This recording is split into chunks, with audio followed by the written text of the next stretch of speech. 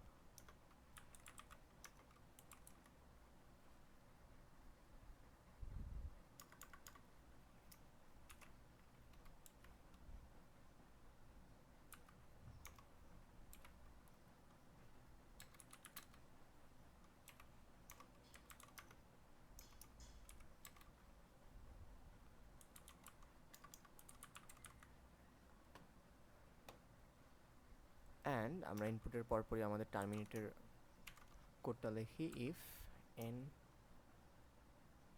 not to not equal to 0 then break. Okay, so 44 has 6 divisors,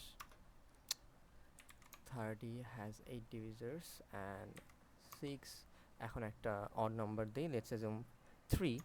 So yeah, আমার code terminate হয়ে গেছে। Thank you very much.